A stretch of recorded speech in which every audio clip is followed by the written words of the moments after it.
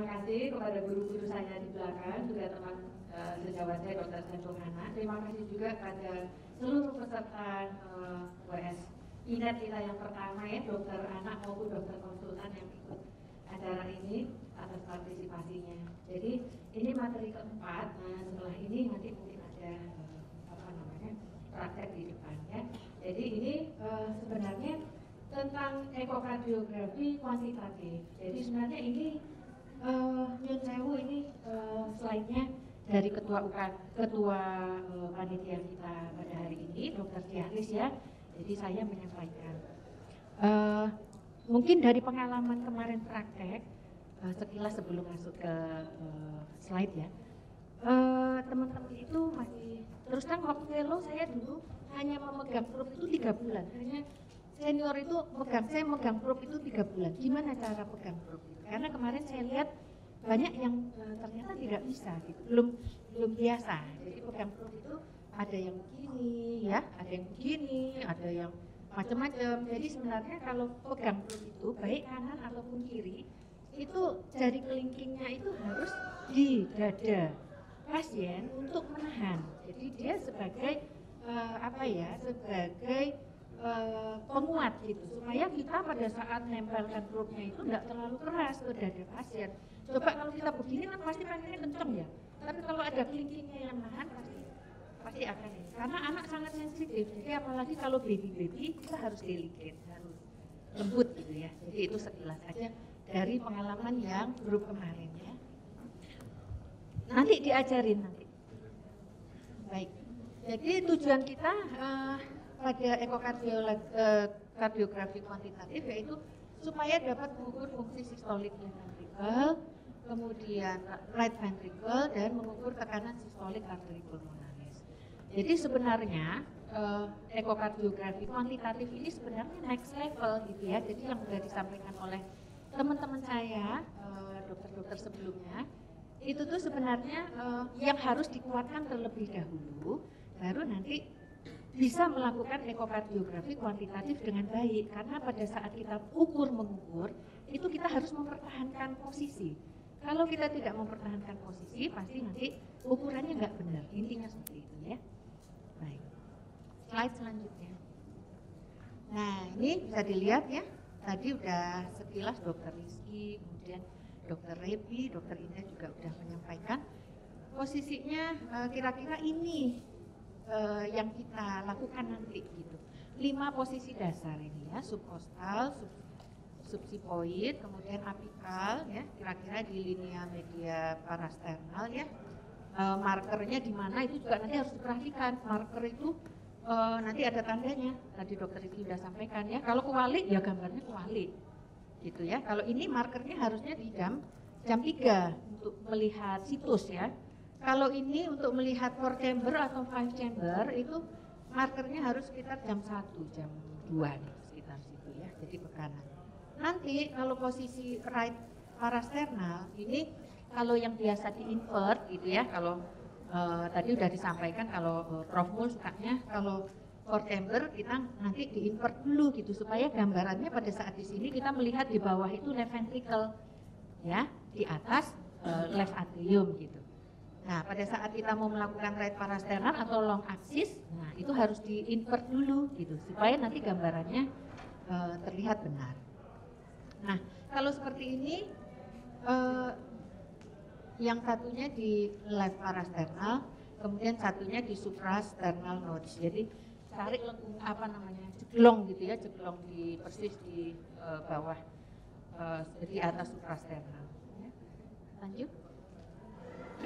Nah, jangan lupa pilihlah probe yang sesuai karena nanti ada 2 probandus yaitu anak dan adolesen. Jadi kalau adolesen harus memilih frekuensi yang lebih rendah. Kalau yang anak itu harus pilih frekuensi yang lebih tinggi ya. Misalnya 8 ya, kalau adolesen itu bisa 3 ya, kalau tergantung masing-masing alat. Nah, untuk menentukan fungsi sistolik left ventricle itu posisinya harus posisi long axis, left parasternal long axis. Jadi arah markernya itu harus ke arah skapula kanan ya. Jadi arah markernya itu kalau skapula kanan itu sekitar jam 11 gitu, mungkin sekitar itu. Nanti enak kalau praktek nanti bisa. Gambarannya seperti ini. Nah, kita kan akan melihat di sini akan melihat ejection fraction dari fungsi jantung kiri ya. Di sini gambar long axis, right ventricle, left ventricle, left atrium, kemudian di sini ada katup mitral, kemudian di sini ada katup aorta ya. Lanjut. Nah, ini jelasnya ya. Ini gambaran gambar berjalannya ya. Jadi di sini kelihatan, di sini katup aorta ya, dia buka tutup, kemudian di sini mitral buka tutup, jadi bisa kelihatan mitral regurgitasi di sini, aorta regurgitasi. Apabila pasien-pasien rheumatic heart disease akan terlihat katup-katupnya tebal ya, akan jelas sekali di sini kelihatan. Tadi yang gambarnya Dokter Indah jelas. Oke, lanjut. Nah, ini nilai normal dari FS dan ejection fraction. FS itu apa? Fractional shortening, dan ejection fraction. Ini sebenarnya nilainya akan muncul apabila kita melakukan pemeriksaan di alat echo ya. Jadi apa yang bisa kita lihat nanti? Kita bisa melihat RV free wall, kita bisa melihat IVS. Kemudian kalau pas kena chorda tendine akan kelihatan LV free wall sampai perikardium. Ya. Nah, ECG gimana? Kita jarang menempelkan ECG pada anak-anak karena ribet banget ya. Kalau dewasa itu udah standar, tapi kalau anak kita tidak. Oke, lanjut. Nah, ini gambaran yang akan kita dapat apabila kita nanti melakukan M-mode ya, M-mode. Jadi tadi sudah disampaikan Dokter Rizky di awal ya, bahwa M-mode itu untuk pemeriksaan pengukuran ejection fraction ya. Nah, kita nanti pada saat di long axis kemudian M-mode-nya itu kita pencet, kemudian markernya itu kita taruh di left ventricle ya. Nanti akan terpotong di left ventricle di sini, kemudian akan muncul gambar seperti ini yang tadi.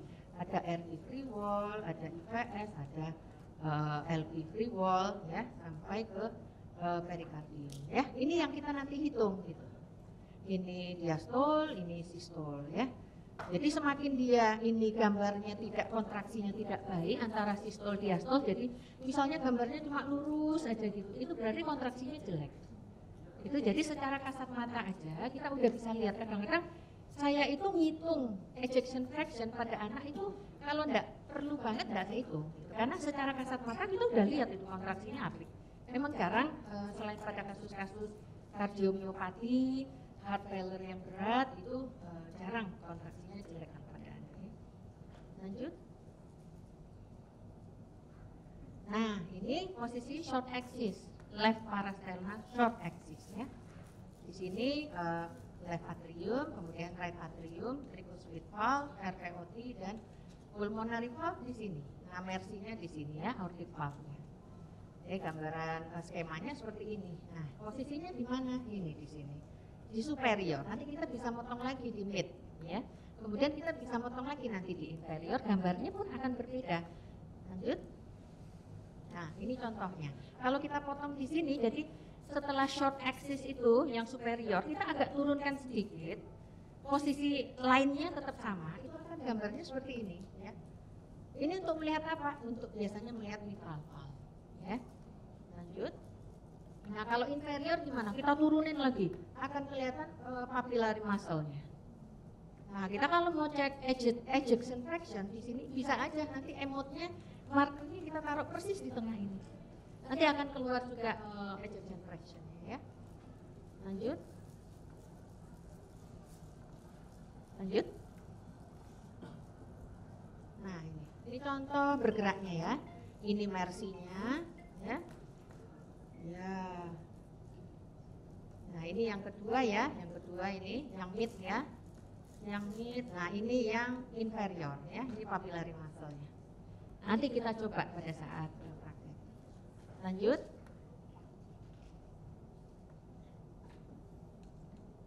Ini sama ya, gambaran papillary muscle.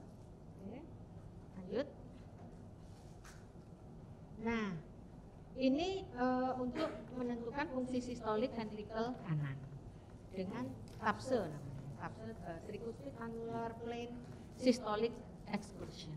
Jadi untuk menentukan perbedaan jarak ya akhir sistolik dan akhir diastolik dari annulus tricuspid ke apex gitu. Jadi untuk menentukan bagus nggak kontraksinya ventricle kanan.